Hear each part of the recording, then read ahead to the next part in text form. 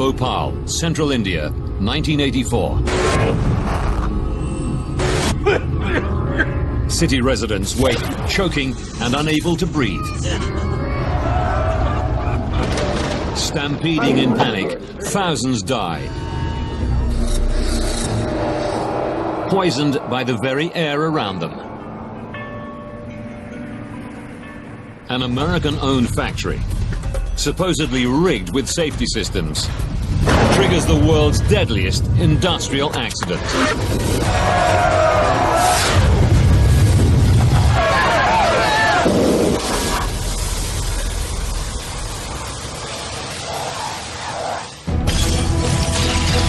Disasters don't just happen. They're a chain of critical events. Unravel the clues and count down those final seconds from disaster.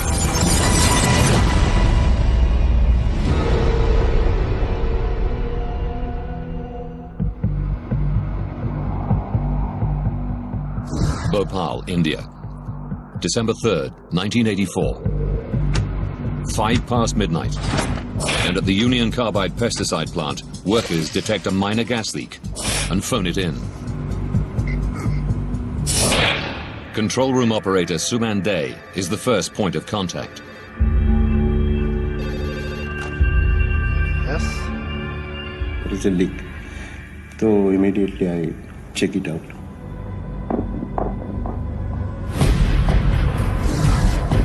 Suman leaves the control room to search for the leak. He heads over to the storage area where the plant's most volatile chemicals are kept buried under a thick layer of concrete. Alongside phosgene, used as a chemical weapon during World War I, is a massive volume of MIC, methyl isocyanate, the main ingredient of Sevin, the pesticide the plant produces. It's one of the world's most toxic chemicals. A huge amount of MIC was being kept there. All the chemicals are equally dangerous. Everybody has to be very cautious if anything goes wrong. The distinctive smell of gas tells Suman the leak is close by.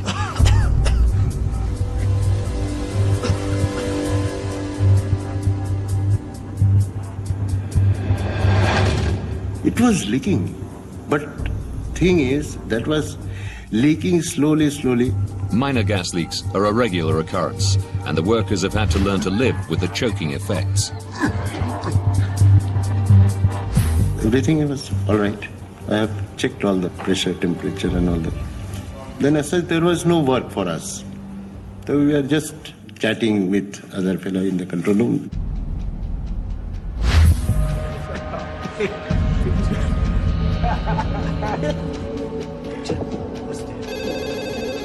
Plant workers call again. At the 15-year-old plant, inaccurate meter readings are common, so Suman takes another look at the pressure gauge. I found that the needle is 0 to 0. In minutes, the pressure in the chemical storage tanks has shot off a scale. 12:20. Suman Day rushes to the storage area, where it's immediately clear that something is very wrong. This area was very hot. It is trembling. The concrete is vibrating.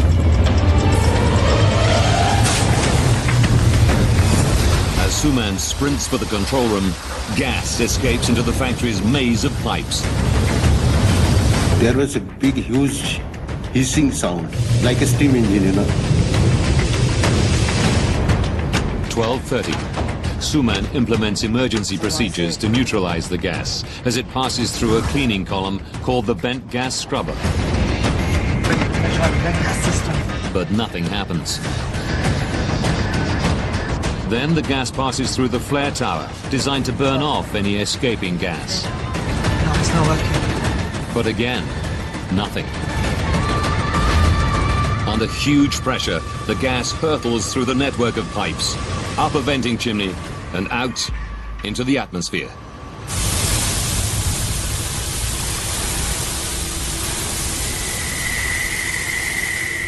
I understand this is a big disaster. Operators are powerless to stop toxic gas pumping into the night sky.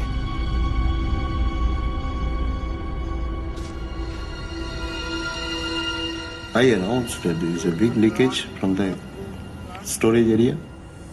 Please evacuate.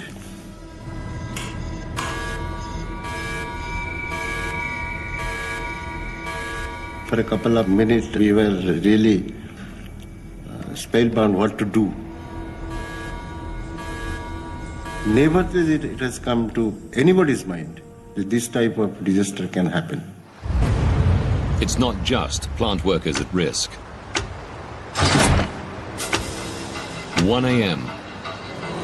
The Union Carbide plant is right next to the residential heart of Bhopal, and a southeasterly wind blows the toxic cloud straight towards its 500,000 inhabitants.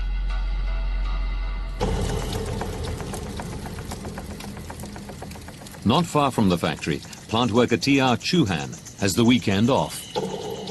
I was happy because my daughter was very small and I was thinking that there's no headache of night shift. But in the dead of night, he's suddenly woken.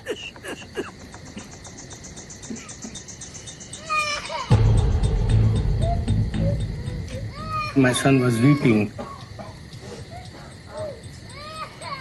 Same time we felt some irritation in our eyes. You give him some water to drink. I'll go and see. As the gas cloud condenses, it sinks to ground level, cloaking the sleeping city in a poisonous blanket. Almost immediately, empty streets fill with residents, gasping for breath in terrified confusion.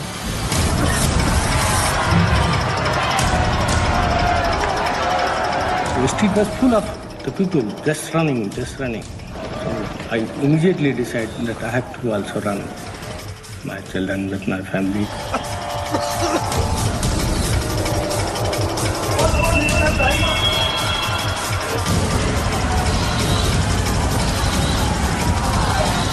They are vomiting, coughing. These are the people dying. Running, they are falling and dying. Meanwhile, at the factory, safety systems that neutralize or burn the gas still aren't working. And the factory's final barrier to all-out disaster is also failing.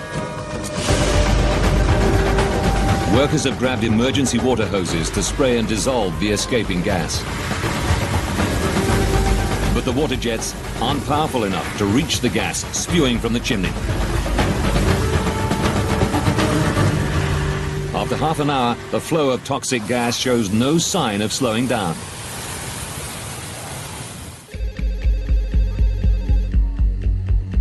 Across town, a late-night phone call wakes Dr. Bandari, senior consultant at Bhopal's main hospital.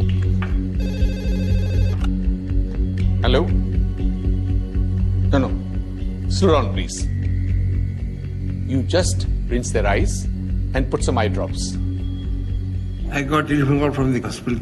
There's some gas has leaked out from a factory, which is probably ammonia. A number of patients have come here with eye problem. So I told him, put some eye drops. He told me again, the number of patients is increasing and I can't manage. So could you please come? Yes. I'm coming there shortly. Alarmed by the unusual call, Dr. Bandari checks outside for any signs of gas.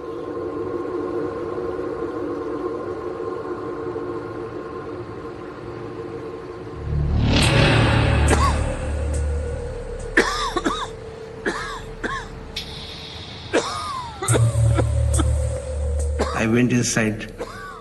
I was quite breathless and constantly coughing. With every minute, the invisible gas cloud spreads, covering an area some 8 kilometers wide. Locals only know it's impossible to breathe. Tens of thousands flee their homes in a panicked stampede, choking to death as they run.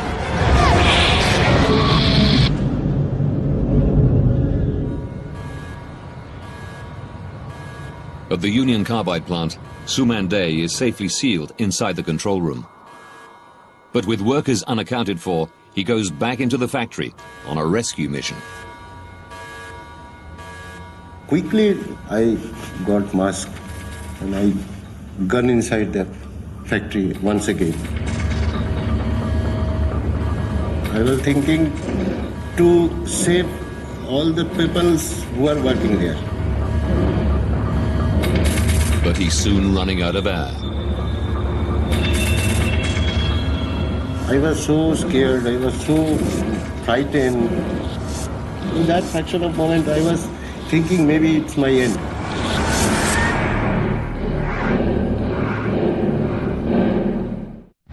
Across the city, factory worker Chauhan and his family are desperate. In the chaos, they know they must flee or perish.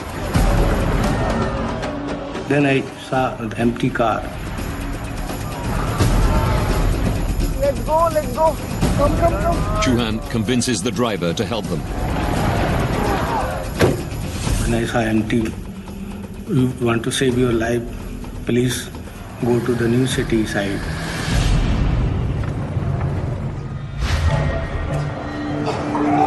After a violent coughing fit, Dr. Bandari has recovered enough to reach the hospital.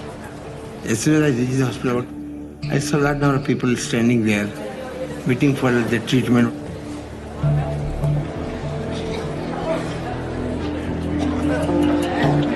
What's happening? From past 1 hour, they're just coming. And what about her?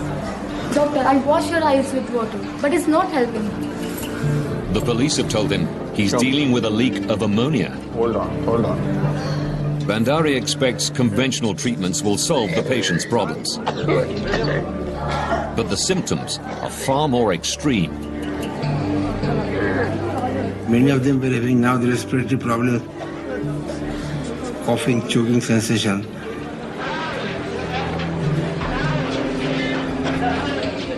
His standard remedies are ineffective. We did not know what to do. This is an unknown medical condition. Thousands of choking, dying Bhopalis overwhelm the hospital. And Bandari needs answers. He's convinced the gas isn't ammonia. You don't understand. There are hundreds of patients outside my clinic. First Union Carbide said it is ammonia, then they said it is phosgene. Just tell me, what gas is this? Then they said it is MIC. We had never heard the MIC, methyl isocyanate, and we had no antidote or no such information from Union Carbide. Unknown to the medics, MIC is reacting with the water in victims' bodies, forcing blood to pour into the tiny spaces in the lungs, making breathing impossible.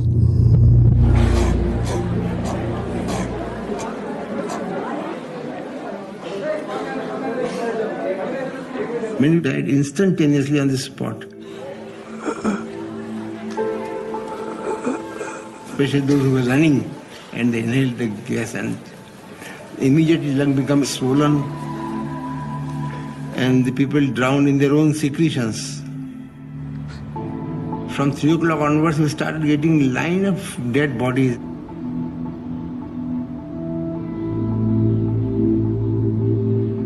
By daylight on December 3rd, the gas has dissipated across the country.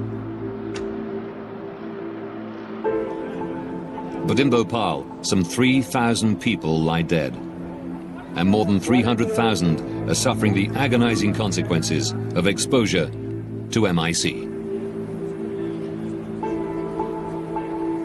Sumande and the other plant workers survived the night.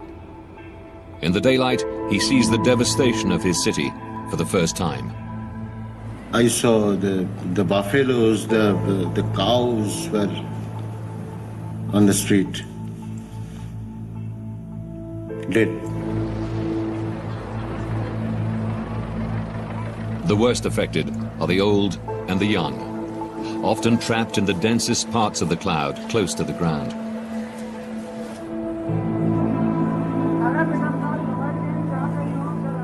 Within hours, Bhopal hits the headlines. The death toll in the Bhopal disaster stands at over 2,500, the worst industrial accident in history.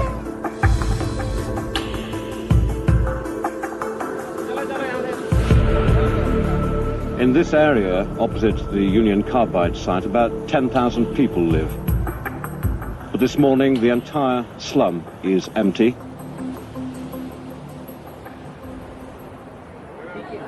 horror of the scale of suffering is followed by a simple question: how could this happen? The day after the disaster, the Indian government dispatches chemist Dr. Thiagarajan to make the plant safe. Absolutely horrifying situation. People were still on the street, dead bodies were there, and people were crying, and it was panic.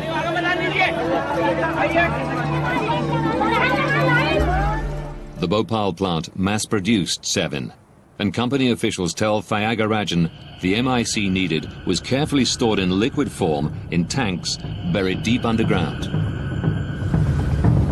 But workers say that tank E610 was 75% full, way over the corporation's 50% recommendation. Its entire 42 tons of lethal MIC evaporated and escaped.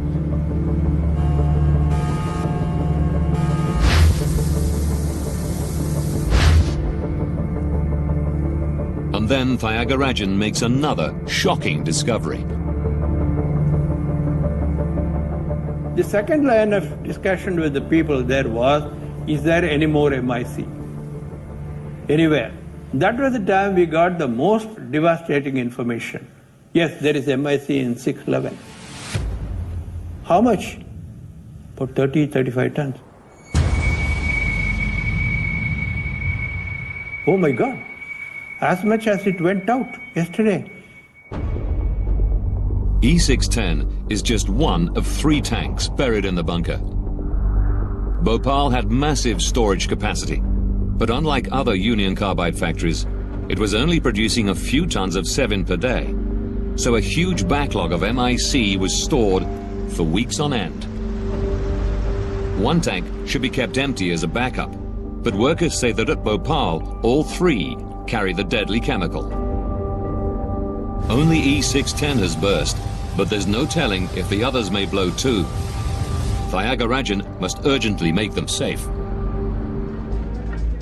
As Bhopal reels from the disaster, Union Carbide CEO Warren Anderson flies in from America to assess the situation.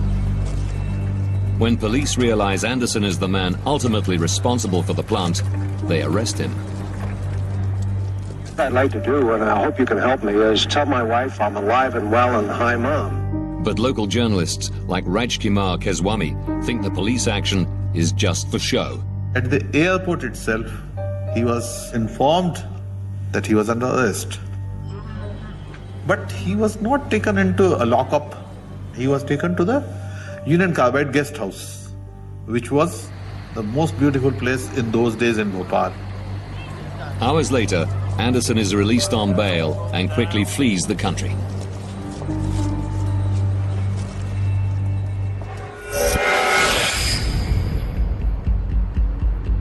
At the pesticide factory, Dr. Thiagarajan must decide how to deal with the remaining 35 tons of MIC. I had no knowledge that so much quantity was being stored. In our laboratories, we keep not more than 10 milliliter. The MIC appears to be stable for now, but workers tell him that tank E610 was normal until almost the moment it erupted. We went on the basis it was also going to explode. Because as chemists, we are trained to think of the worst and then you work back. Thiagarajan knows it's vital they dispose of every last drop to avoid a second disaster. But there's only one terrifying way to do it. Switch the malfunctioning factory back on.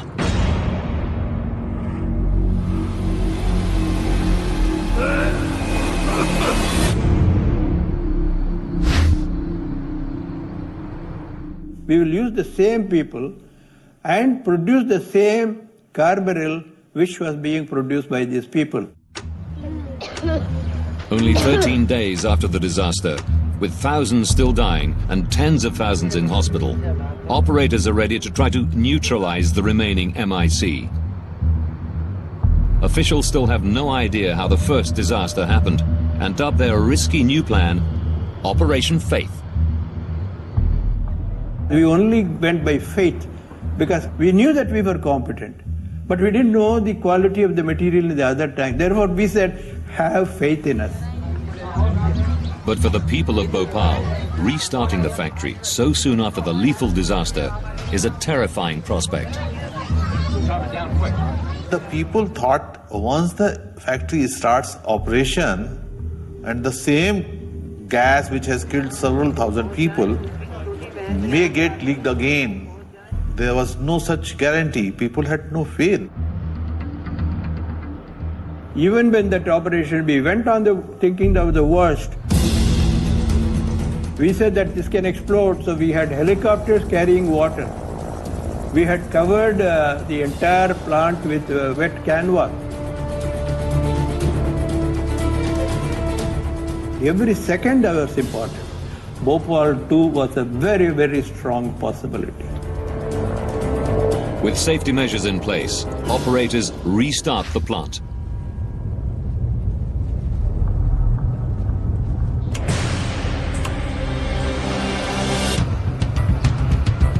As production begins, Bhopalis panic and flee the city. Many people left Bhopal. Nobody wanted to risk his life by taking any chance. As the remaining MIC is drained, even hospital patients join the exodus, leaving only those too sick to escape. It was a deserted city.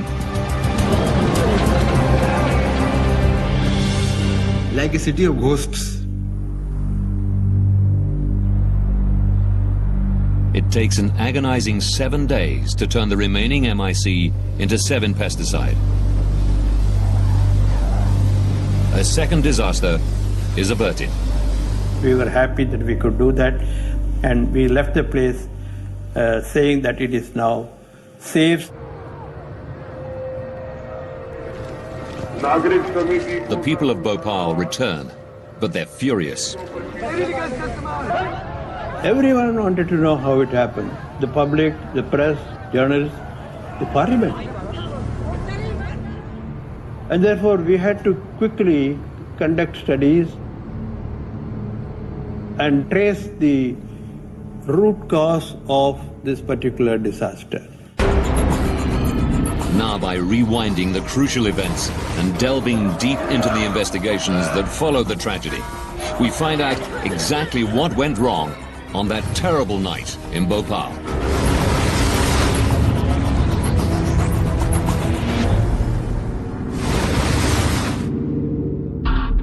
Dr. Thayagarajan knows 42 tons of deadly MIC stored safely as liquid in an underground tank turned into a gas and escaped into the atmosphere, killing thousands. Now he must find out how.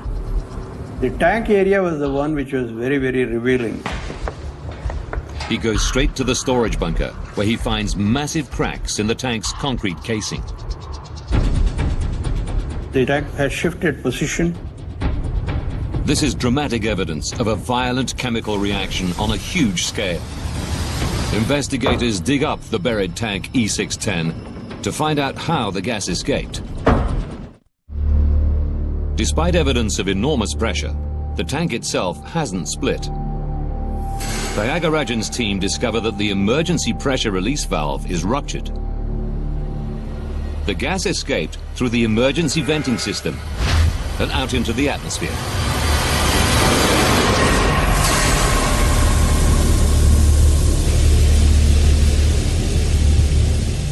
It was a very clear case of runaway reaction. Something must have triggered it. Dr. Thayagarajan suspects a substance normally considered innocuous. We calculated that 500 kg of water entered the tank. Contact with water causes MIC to heat up, boil, and vaporize.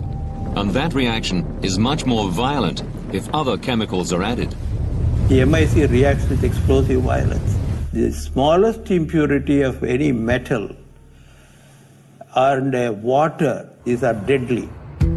Researchers find powdery residues inside the tank and send them for testing. The possibility of contaminants entering was very small there. We activated national laboratory to repeat the reaction. Thiagarajan's team discovers traces of iron were left in the empty tank. It points to a clear conclusion. A huge volume of water combined with metal impurities sparked the violent and deadly reaction. Investigators now know what caused Bhopal's deadly catastrophe, but not how it happened. In a chemical plant operating state-of-the-art safety systems, this disaster should have been impossible. Union Carbide had chemical plants worldwide and was fully aware of MIC's dangerous volatility. Like every one of their factories, the Bhopal plant had safety systems to prevent any chance of contamination.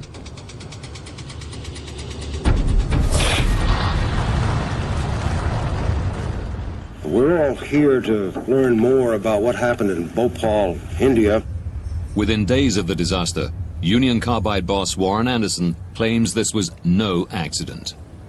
It doesn't sound like something that's inadvertent, and it could be a deliberate action. With a clear implication of sabotage within the plant, trade unions representing workers seek an independent opinion. They invite American investigator Michael Wright to Bhopal, but the authorities deny him a work visa, so he must operate in secret.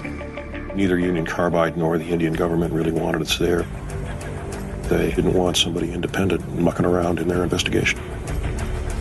As Health and Safety Director for America's Steelworkers Union, his expertise is in the safe operation of large factories. Things like Bhopal are what we technically call low probability, high consequence events. These are accidents that happen rarely, but when they happen, they're huge, they're catastrophic. With no official cooperation, Wright is forced to travel as a tourist to Bhopal. There, he witnesses the scale of the suffering firsthand. You walk through the neighborhoods and you realize everybody's coughing because they were exposed to this terribly toxic chemical. You meet kids who've lost their parents, parents who've lost their kids. We have to put aside the horror of what happened and figure out how it happened. You've got to look at all the possible scenarios. And a lot of accident investigation is eliminating what didn't happen. Wright isn't allowed into the plant itself, so only a covert investigation will help him discover the immediate causes of the disaster. We were able to take long-range photographs of all kinds of equipment inside the plant. We also were able to get the technical operating manual for the plant. And we talked to workers. We talked to, we think, everybody who was on duty that night.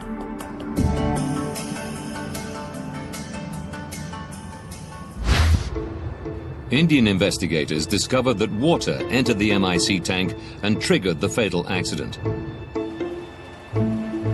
So Wright studies factory schematics to find out where that water came from. He's immediately suspicious of a chemical processing unit right next to the MIC tanks. That process unit would sometimes clog.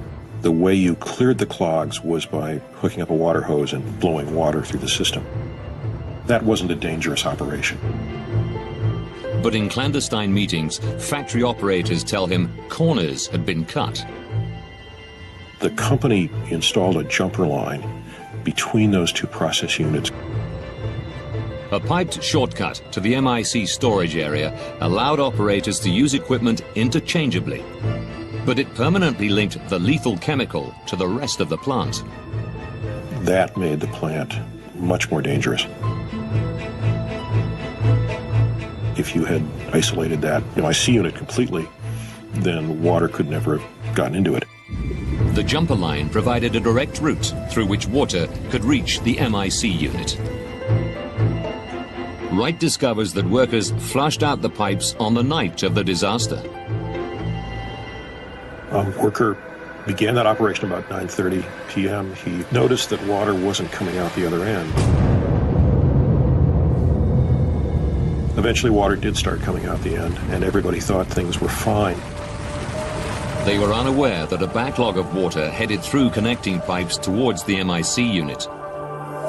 But still, a simple safety device should have blocked its progress. This metal plate, called a slip blind, slides into the junction of two pipe sections, forming a watertight seal whenever pipes are being washed. That slip blind was not there. It's what allowed water to get into the tank. Even if water did reach the MIC tanks, the plant schematics tell Wright there is one last barrier to stop it getting in. Inert nitrogen gas is pumped into the MIC tank, providing a safe high-pressure layer between the lethal liquid and the rest of the plant. It's a system Wright has seen before. It's safe and efficient, usually. But plant workers reveal faults in the system. The 30th number, I saw they are performing the pressurizing the 610, but they're not able to pressurize. In a 15-year-old plant, staff were accustomed to occasional faulty readings. But plant worker Chauhan knew a total failure to pressurize the tank could only mean one thing. It means there's a leakage in vent line. Checking the factory records, Chauhan sees the problem has gone unreported for weeks. About more than 20 days it was not holding pressure. There's no recording of pressure in the lock sheet. And if a faulty valve is letting nitrogen out, it could let water in. Water took a pathway to that valve, and that valve would have stopped it. But as the valve was leaking, we think water got through and made it into the MIC tank.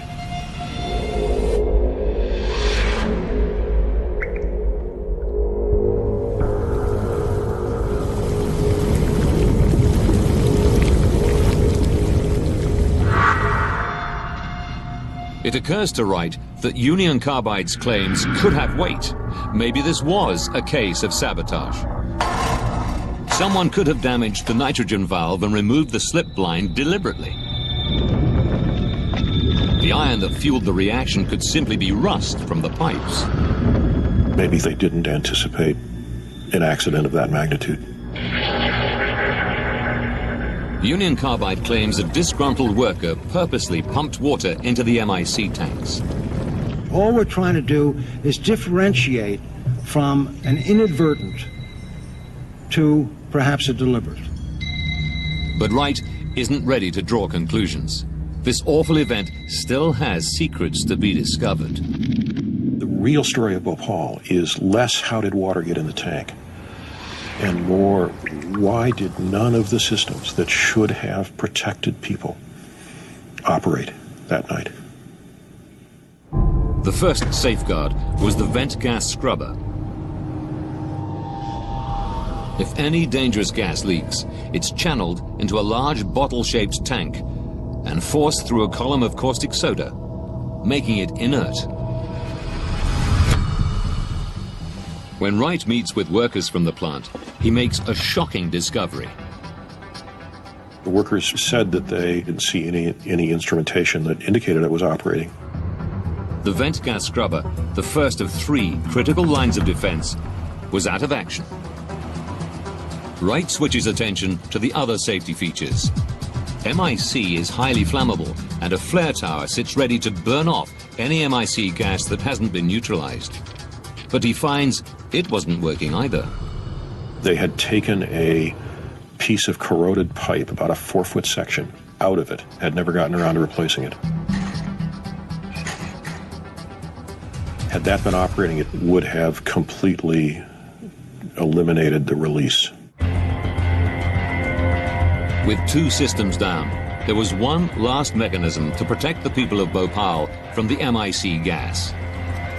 Hoses are positioned around the emergency vent stack, and workers are trained to spray water into any remaining gas as it leaves the chimney. MIC dissolves in water, so the gas should drop to the ground.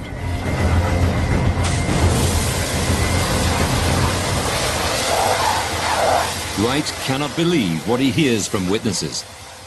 The problem with the water spray system is that it was undersized and the water sprays didn't reach the height of the release.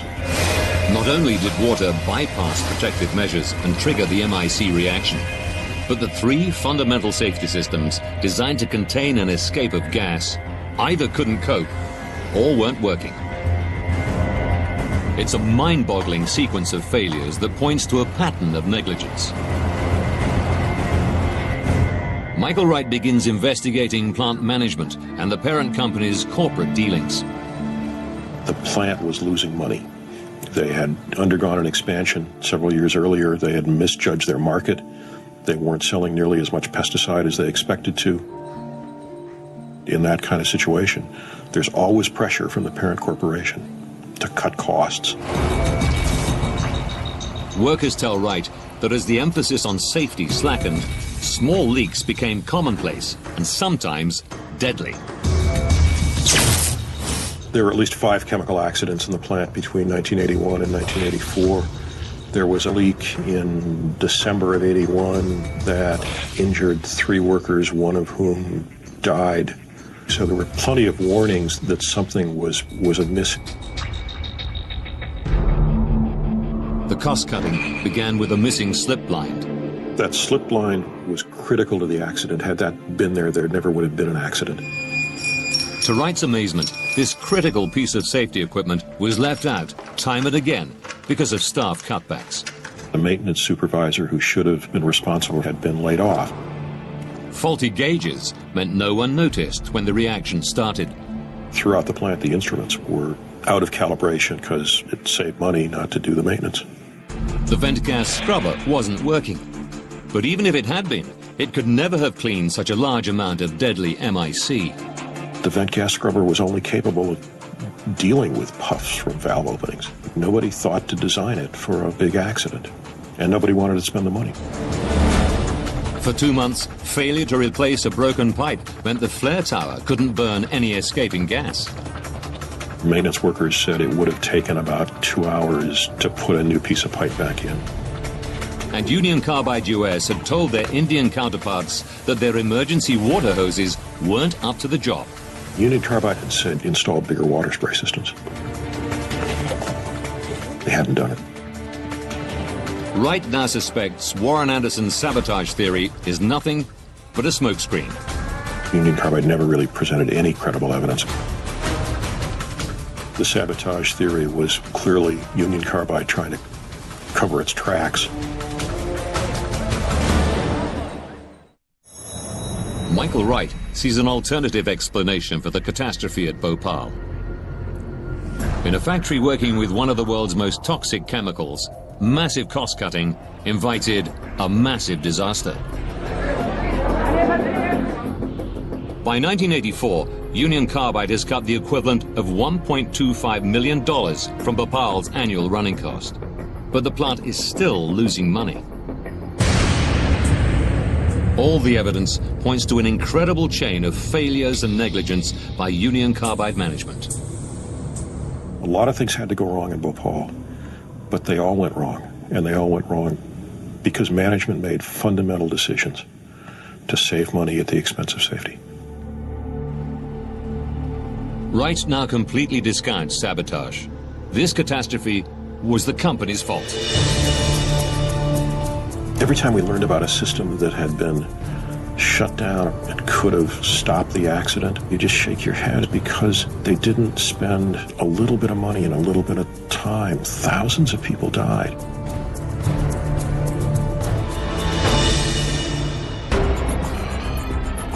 Now the investigation is complete.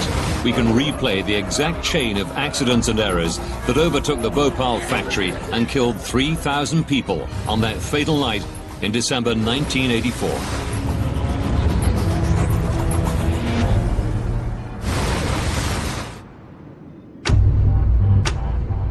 Three and a half hours from disaster. A shift worker begins a routine cleaning operation, but pipes are clogged and he floods the system. Water gushes through a recently installed shortcut, straight towards giant underground storage tanks, full of the highly volatile pesticide ingredient MIC. Metal plates that should isolate the chemical are missing. En route to the tank, the water collects traces of iron from rust inside the aging pipes. 2 hours, 15 minutes from disaster. The first drop of water seeps through a broken valve and into tank E610, containing 42 tons of liquid MIC, far more than is recommended. The water and iron mixture triggers a violent and unstoppable reaction within the MIC. With no refrigeration to keep it cool, its temperature rockets. 1 hour from disaster. The liquid MIC begins to boil. Workers smell gas and report it, but it's dismissed as a minor leak. As more and more liquid turns to gas, pressure soars in the tank. In the control room, faulty gauges show little change until suddenly readings shoot off the scale.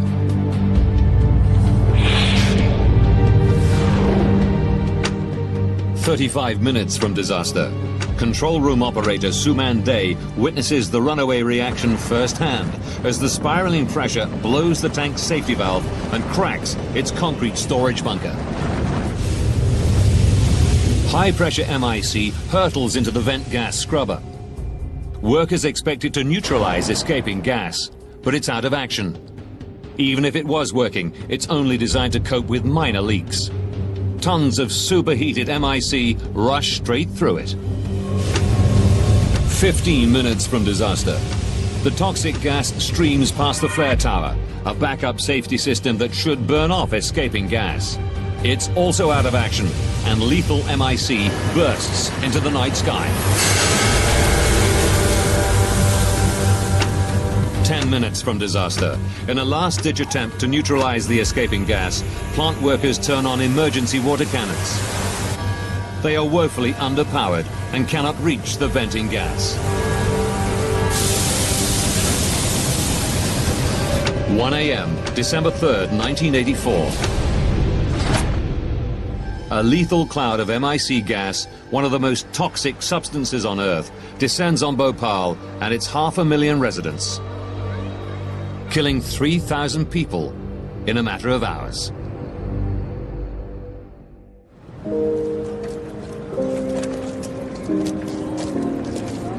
In addition to the immediate deaths, the Indian government says a further 15,000 later died as a direct result of the disaster.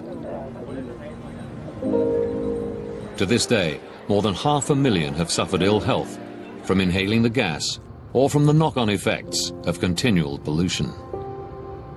People die at a rate of 2 and 3 a week, even 27 years later, from the delayed effects of the release.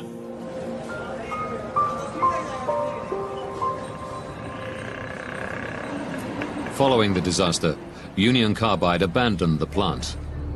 It remains standing, a rusting hulk that casts a permanent shadow over the city of Bhopal. The factory has never been cleaned up, and groundwater studies from the site show evidence of chronic toxicity. 5 years after the disaster, Union Carbide America agreed to pay a compensation package of $470 million, only around $600 per victim. As part of the deal, the corporation demanded immunity from any future criminal charges. Former CEO Warren Anderson, now in his 90s, retired to Long Island, New York. In 2010, 8 former managers from Union Carbide India were convicted of death by negligence and fined $2,000 each. And to this day, the company insists the catastrophe was an act of sabotage. The people we met in Bhopal are survivors of enormous courage, enormous humanity. Their story should be told. And the loved ones who they lost should always be remembered.